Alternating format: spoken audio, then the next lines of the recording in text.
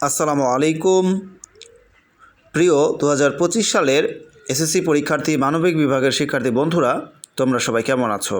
আশা করি সবাই ভালো আছো, সুস্থ আছো। আলহামদুলিল্লাহ, আমিও ভালো আছি। শিক্ষার্থী বন্ধুরা, তোমরা অনেকেই কমেন্ট করতেছো ভূগোলের ক্লাস চাও।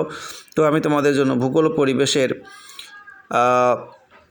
এই যে প্রথম অধ্যায় থেকে 15 অধ্যায় পর্যন্ত এমসিকিউ যে রয়েছে সেগুলো তোমাদেরকে আমি বানায় দিচ্ছি। আসলে কি বলবো, এখানে যত পড়া রয়েছে সেগুলো যদি আমরা একটা একটা করে ভিডিও বানাতে যাই তাহলে অনেক ভিডিও হয়।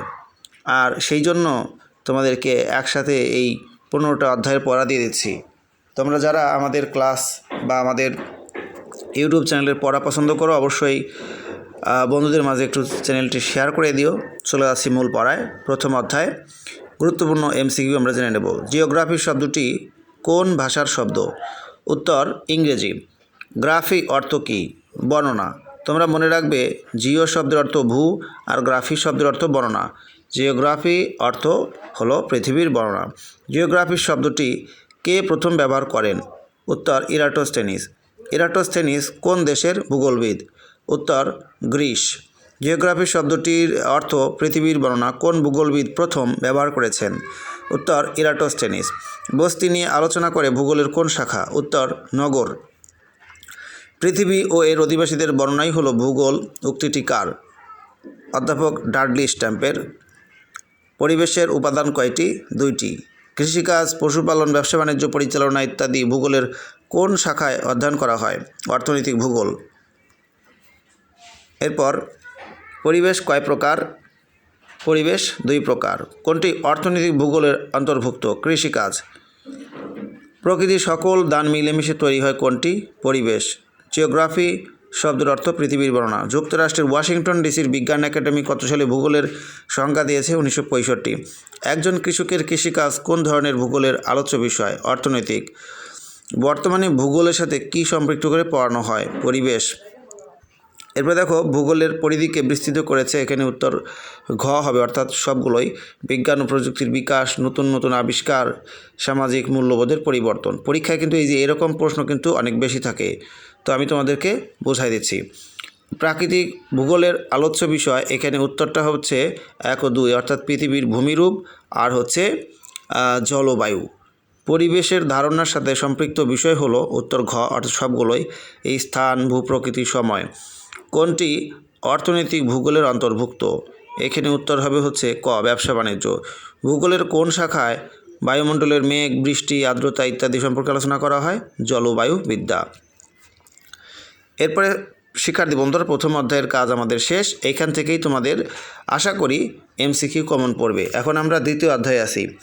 পৃথিবীর উভয় গোলার্ধে দিন রাত সমান হয় কত তারিখে? 21শে মার্চ। গুরুবৃত্ত বলে কোনটিকে?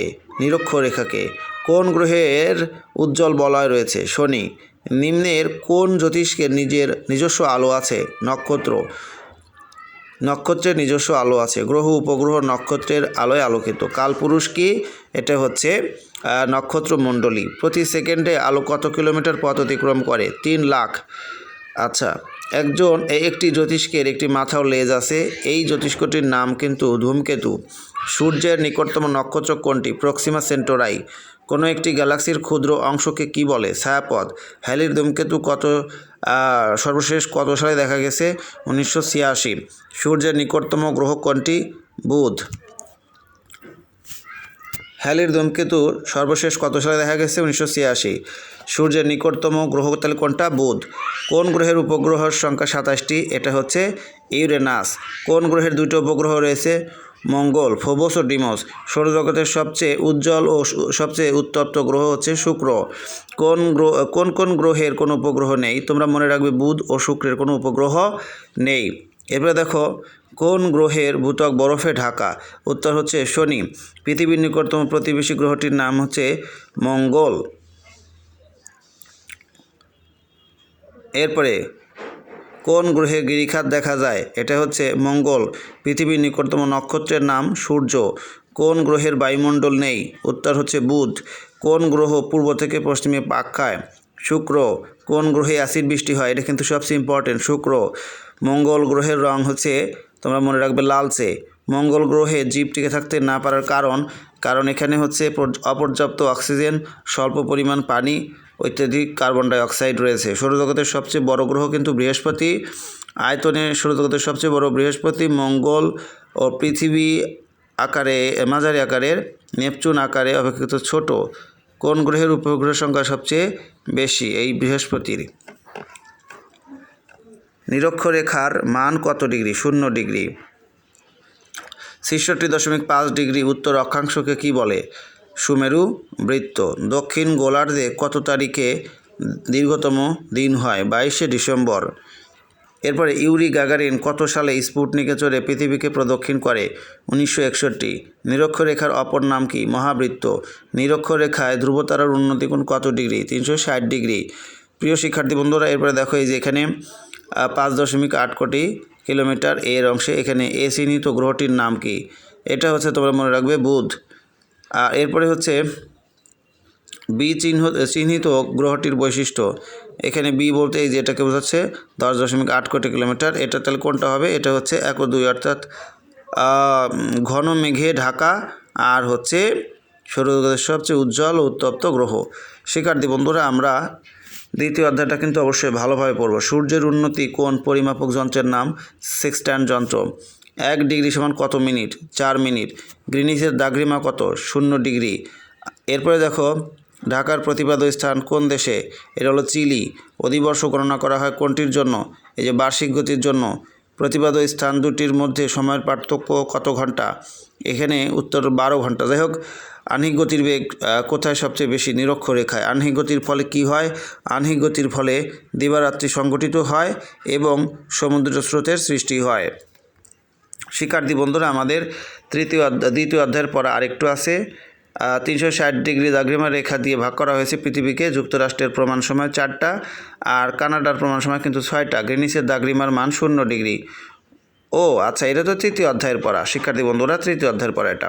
ভৌগোলিক তথ্য সংরক্ষণ ও বিশ্লেষণ ব্যবস্থা হলো জিআইএস, যেটাকে বলা হয় জিওগ্রাফিক্যাল ইনফরমেশন সিস্টেম। 1964 সালে কানাডায় সর্বপ্রথম এই জিআইএসের ব্যবহার শুরু হয়। ল্যাটিন ম্যাপ্পা শব্দের অর্থ কিন্তু কাপড়ের টুকরা। স্কেল অনুসারে মানচিত্র কত প্রকার? 2 প্রকার। এরপরে হচ্ছে সরকার কোন মানচিত্রের সাহায্য নিয়ে ভূমির মালিকদের কাছ থেকে কর নিয়ে থাকে? এটা তোমরা অবশ্যই মনে রাখবে, ক্যাডাস্ট্রাল। কৃষিকাজে কোন ধরনের মানচিত্র ব্যবহার করা হয়? মৃত্তিকা মানচিত্র। প্রতি 1 ডিগ্রি দাঘ্রিমার জন্য সময়ের পার্থক্য 4 মিনিট। মানচিত্রে কয়টা পদ্ধতিতে স্কেল নির্দেশ করা হয়? 3টি। 1 মাইল সমান কত ইঞ্চি? 63,360 ইঞ্চি। গ্রিনিচের দাঘ্রিমা কত? 0 ডিগ্রি। এরপর দেখো আমাদের দেশে মৌজা মানচিত্রগুলো কোন ধরনের মানচিত্র? ক্যাডাস্ট্রাল। শ্রেণীকক্ষে শিক্ষাদানের কাজে সবাই কোন ধরনের মানচিত্র ব্যবহার করেন? এটা হচ্ছে দেয়াল মানচিত্র। কোন দেশে 6টা প্রমাণ সময় রয়েছে? কানাডা। যুক্তরাষ্ট্রের প্রমাণ সময় কয়টা? 4টি। গ্রিনিচের দাঘ্রিমা কত? 0 ডিগ্রি। প্রিয় শিক্ষার্থী বন্ধুরা, তোমরা যারা আমাদের ভিডিওগুলো নিয়মিত দেখো, তোমাদের সবাইকে ধন্যবাদ। ভৌগোলিক তথ্য সংরক্ষণ ও বিশ্লেষণ ব্যবস্থাকে জিআইএস বলে। জিআইএস কোন সাল থেকে ব্যাপকভাবে ব্যবহৃত শুরু হয়? 1980। জিআইএস সর্বপ্রথম কিন্তু কোন দেশে ব্যবহার চালু হয়? কানাডাতে। আর হচ্ছে মানচিত্রের সমষ্টিকে কিন্তু তোমরা মনে রাখবে, মানচিত্রের সমষ্টিকে এই যে ভূচিত্রাবলী বা অ্যাটলাস মানচিত্র বলে। আগের দিনে কিসের উপর মানচিত্র আঁকা হতো? কাপড়ের উপরে, তাই না? এটা কিন্তু তোমরা অনেকেই জানো। এখন চতুর্থ অধ্যায়ের পড়া আমি বলে দিচ্ছি তোমাদের। ভূ অভ্যন্তরে ভূত্বকের গড় পুরুত্ব কিন্তু 20 কিলোমিটার। এরপরে হচ্ছে কোন শিলার দানাগুলো স্থূল ও হালকা রঙের হয়? অন্তর্জ আগ্নেয় শিলা। পৃথিবীর অন্যতম বৃহৎ বদ্বীপ এটা হচ্ছে বাংলাদেশ। এটা কিন্তু অনেক ইম্পর্টেন্ট। নিচের কোনটি মৃত আগ্নেয়গিরি? কোহি সুলতান। এরপরে ভূপৃষ্ঠের নিচে প্রতি কিলোমিটারে তাপ বাড়ে কিন্তু 30 ডিগ্রি সেলসিয়াস।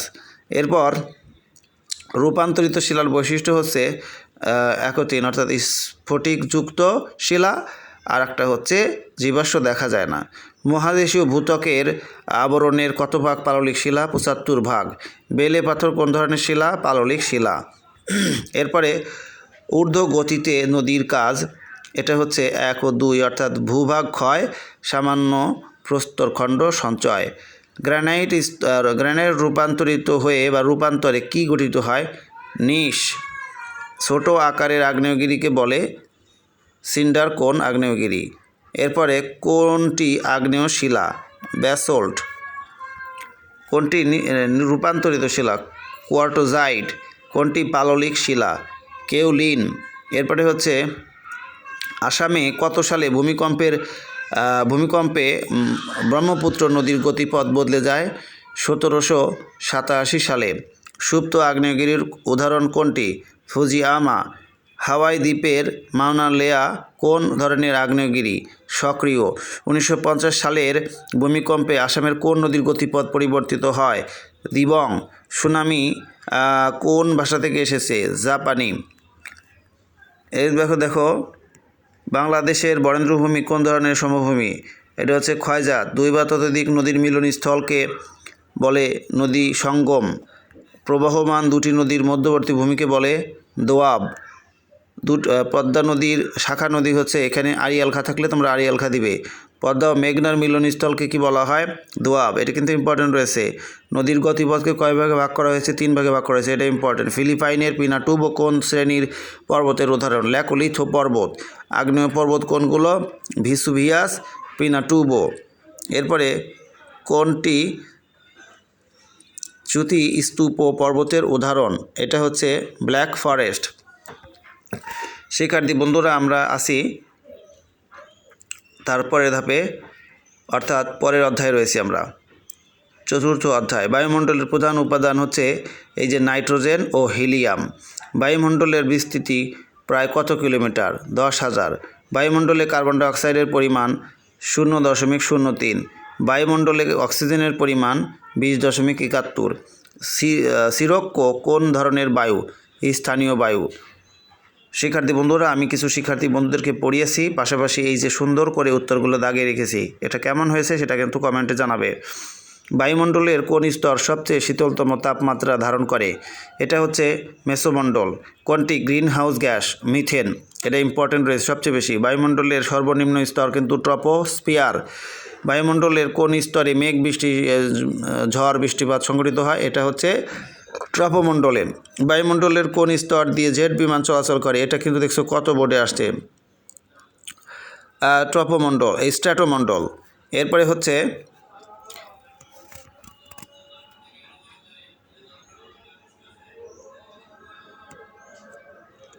মহাকাশ থেকে উল্কা পৃথিবীর দিকে ছুটে এসে বায়ুর কোন স্তরে পুড়িয়ে যায়? এটা হচ্ছে মেসোমণ্ডল। বায়ুর জলীয় বাষ্প ধারণ করাকে কি বলা হয়?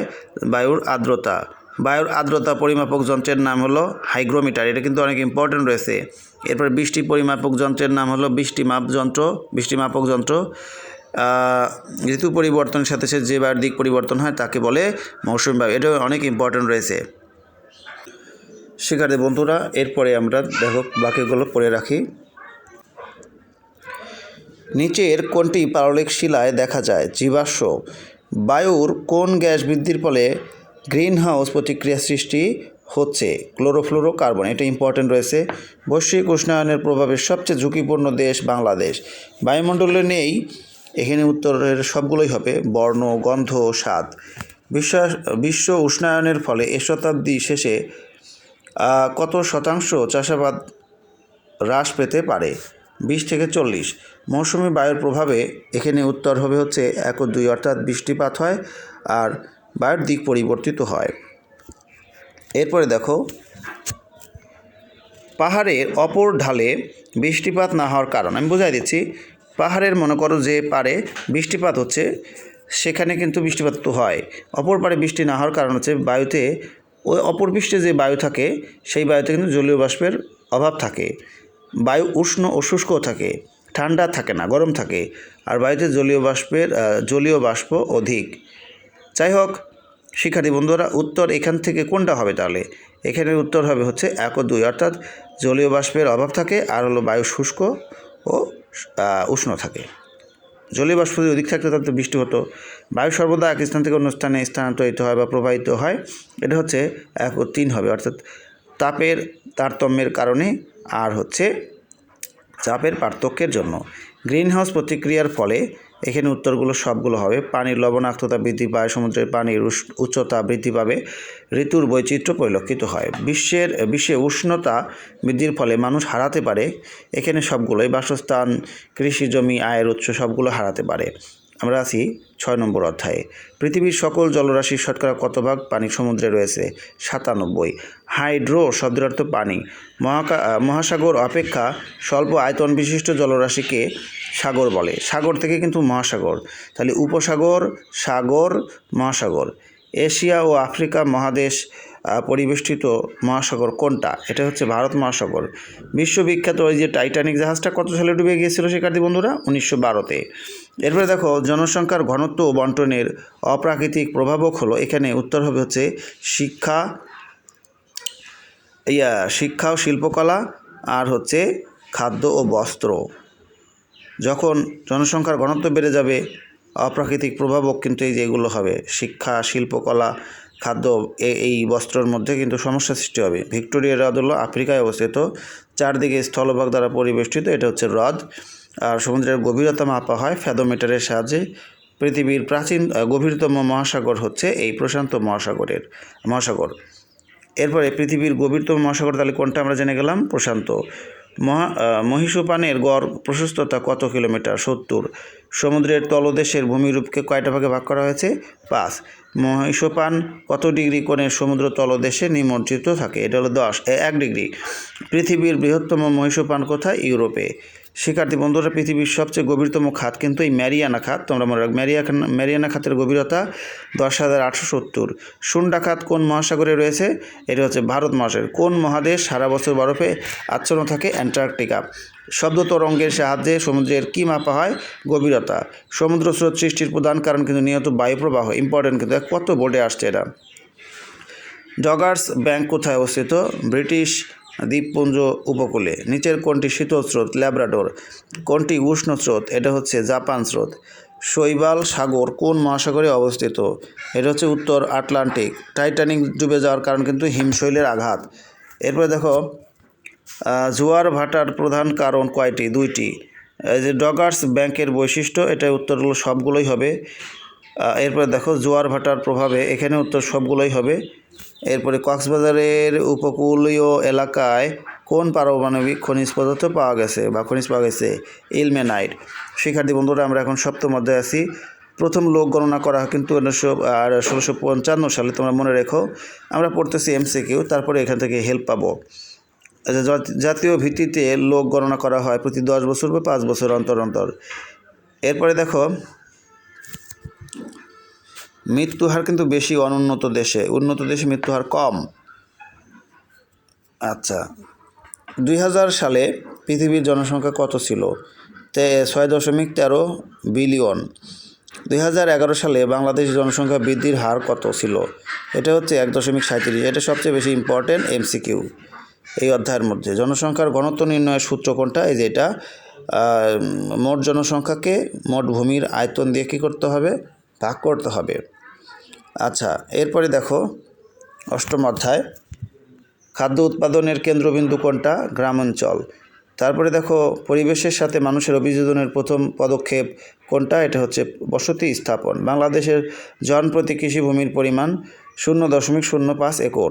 এরপরে এই যে অপরিকল্পিত নগরায়নের ফলে নেতিবাচক যে প্রভাব পড়ে, এটা কী হবে? সবগুলো। বাসস্থানের তীব্র সংকট সৃষ্টি হচ্ছে, বস্তি ব্যাপক পরিবেশ অবক্ষয় ঘটে থাকছে। প্রতিরক্ষার সুবিধার জন্য কোন ধরনের বসতি গড়ে ওঠে? পুঞ্জীভূত, একেবারে ঘিঞ্জিময় পরিবেশ। চট্টগ্রামে কোন ধরনের নগর রয়েছে? বাণিজ্যিক নগর।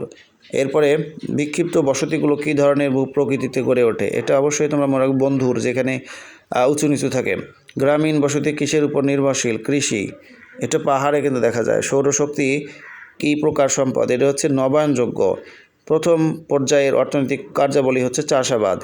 এরপরে দেখো বৃহৎ শিল্পের ক্ষেত্রে প্রয়োজন কিন্তু 1 ও 2, অর্থাৎ প্রচুর শ্রমিক দরকার, বিশাল মূলধন লাগবে। সম্পদকে প্রাথমিকভাবে কয়ভাবে ভাগ করা যায়? 3। বাতাস সম্পদ নয় কেন? কারণ এর যোগান অসীম। নবায়নযোগ্য সম্পদ কোনটি? পানি, বিদ্যুৎ। এরপরে শিক্ষার্থী বন্ধুরা দেখো, কোন সম্পদ সম্পূর্ণরূপে ধ্বংস হয়ে যেতে পারে? তেল। অর্থনৈতিক কার্যাবলীকে কয় ভাগে ভাগ করা যায়? 3। কোনগুলো প্রথম পর্যায়ের অর্থনৈতিক কার্যাবলী?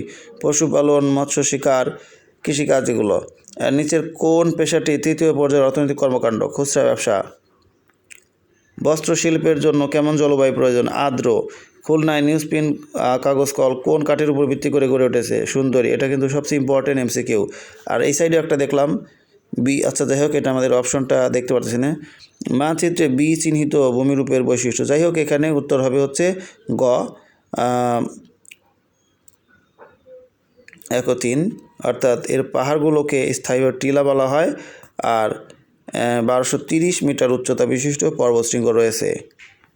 বাংলাদেশের উত্তরে ভারতের কোন রাজ্য? মেঘালয়। বাংলাদেশের দক্ষিণে রয়েছে কিন্তু বঙ্গোপসাগর, সেটা তোমরা সবাই জানো। এরপরে বাংলাদেশের সর্বমোট সীমারেখা 4711 কিলোমিটার। এরপর বাংলাদেশের যে দক্ষিণে যে বঙ্গোপসাগর রয়েছে তার তটরেখার দৈর্ঘ্য এখানে 716, আর বঙ্গোপসাগরের গভীরতা 2600 মিটার। এর বাংলাদেশের মাঝামাঝি স্থান দিয়ে কিন্তু কর্কটক্রান্তি রেখা অতিক্রম করেছে। 1 নটিক্যাল মাইল সমান, এই যে তোমরা মনে রেখো, 1.852 কিলোমিটার। এটা কিন্তু ইম্পর্টেন্ট রয়েছে, যেহেতু 2010 সালে দুইটাই রয়েছে, 19 এবং 21। বাংলাদেশের টেরিটোরিয়াল সমুদ্রসীমা কত নটিক্যাল মাইল? 12। বাংলাদেশের অর্থনৈতিক অঞ্চল কত নটিক্যাল মাইল? 200। এই দুইটার মধ্যে থেকে একটা আসার সম্ভাবনা রয়েছে, এই দুইটা বা তিনটা থেকে। এরপরে বাংলাদেশের দক্ষিণ পূর্ব সীমানায় কোন নদী অবস্থিত? এটা তো তোমরা জানো, নাফ নদী। এরপরে হচ্ছে বাংলাদেশের সর্ববৃহৎ শৃঙ্গ কিন্তু তাজিংডং, বান্দরবানে অবস্থিত। বাংলাদেশের সর্বোচ্চ শৃঙ্গ কোন জেলায় অবস্থিত? বান্দরবান। এরপর লালমাই পাহাড় কোন জেলায় অবস্থিত? কুমিল্লা। যমুনা নদীর উপনদী করতোয়া। বাংলাদেশের প্রধান সমুদ্র বন্দর এই কর্ণফুলী নদীর তীরে অবস্থিত। পদ্মা নদীর শাখা নদী হচ্ছে ভৈরব ও গড়াই। মেঘনা কোথায় পদ্মার সাথে মিলিত হয়েছে? চাঁদপুরে।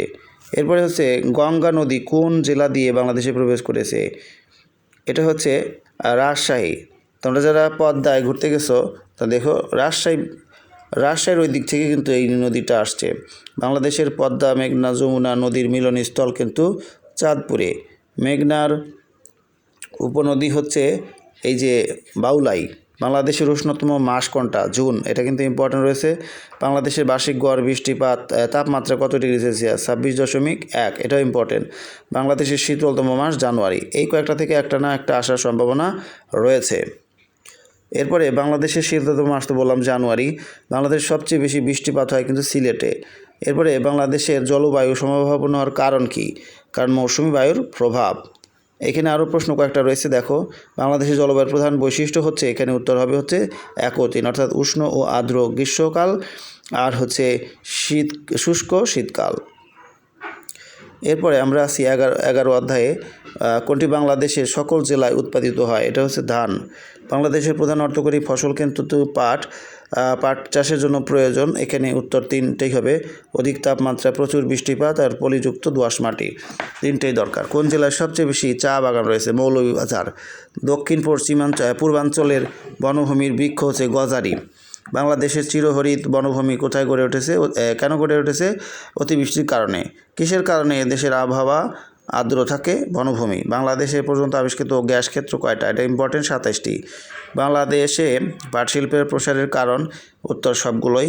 দক্ষ শ্রমিক, সুলভ শ্রমিক, কাঁচামালের সহজলভ্যতা। বাংলাদেশের দ্বিতীয় তেলক্ষেত্র কিন্তু মৌলভীবাজারে। বাংলাদেশে কতটি বোর্ড মিল রয়েছে? 4টি, ইম্পর্টেন্ট এটা। এরপরে বাংলাদেশের দ্বিতীয় তেলক্ষেত্রটি মৌলভীবাজার, বোর্ড মিল 4টা। প্রথম সার কারখানা কিন্তু সিলেটের ফেংসুগঞ্জে। বাংলাদেশের প্রথম সার কারখানা স্থাপিত হয় 1951 সালে। পোশাক শিল্প গড়ে ওঠার জন্য কী ধরনের জলবায়ু প্রয়োজন? আর্দ্র। এটা ইম্পর্টেন্ট। নীলগিরি পর্যটন স্পটটি কোন জেলায়? এটা বান্দরবান। কোন শিল্পের কাঁচামাল হিসেবে গ্যাস ব্যবহার হয়? সার। এরপরে হচ্ছে আমরা 12 অধ্যায়ে আছি। বাংলাদেশের বৃহত্তম রেল স্টেশন কমলাপুর। এটা তো তোমরা জানো। কোন কারণে পার্বত্য চট্টগ্রামের রেলপথ নেই? বন্ধুর ভূমিরূপ। বাংলাদেশের কত কিলোমিটার নাব্য জলপথ রয়েছে? 5400। নিচের কোনটি নদী বন্দর? এটা হচ্ছে, মনে রাখবে, চাঁদপুর। এরপরে কোন পথে যোগাযোগ খরচ কম? জলপথ। এরপরে হচ্ছে বাংলাদেশের, আচ্ছা এখানে কয়েকটা রয়েছে, আমি একটু পড়ে শোনাচ্ছি। সমুদ্রপথ গড়ে ওঠার ভৌগোলিক কারণ? এখানে উত্তর হবে হচ্ছে 1 ও 3, অর্থাৎ পোতাশ্রয় আর হচ্ছে উপকূলের গভীরতা। আমরা আছি 13 অধ্যায়, আর 2টা অধ্যায় কষ্ট করে পড়তে হবে।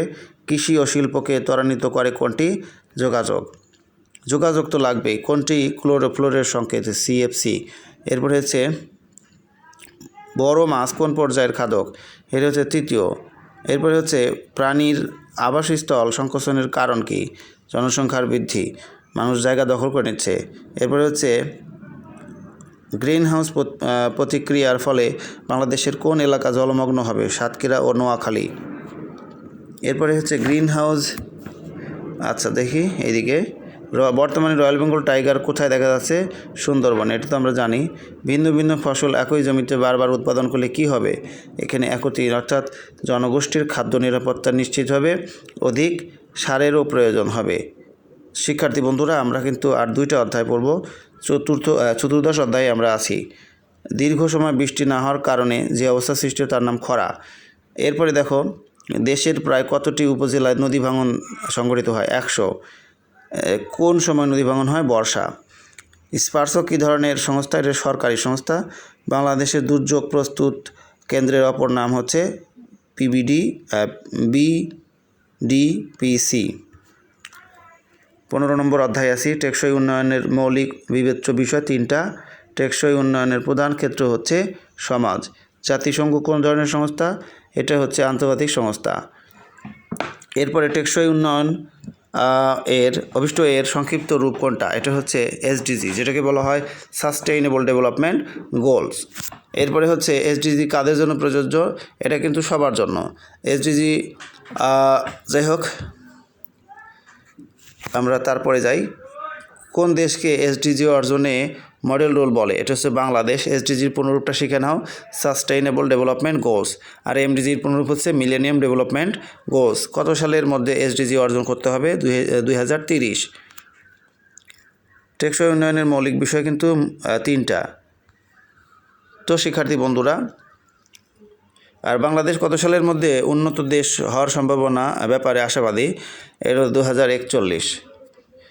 শিক্ষার্থী বন্ধুরা, এখানে ক্লাসটা শেষ হচ্ছে। ক্লাসটি তোমাদের ভালো লাগলে অবশ্যই একটা লাইক দিয়ে দিও, পারলে তোমাদের বন্ধুদের মাঝে শেয়ার করে দিও। এর পরবর্তী পরীক্ষা তোমাদের যে বিজ্ঞান, বাংলা দ্বিতীয় পত্র রয়েছে, অর্থনীতি রয়েছে, এগুলোর কিন্তু ক্লাস তোমরা পাবে। আর যারা বিজ্ঞান বিভাগে রয়েছে তোমাদের জন্য বাংলাদেশ ও বিশ্ব পরিচয় সাবজেক্টের ক্লাস বানাবো। আল্লাহ হাফেজ।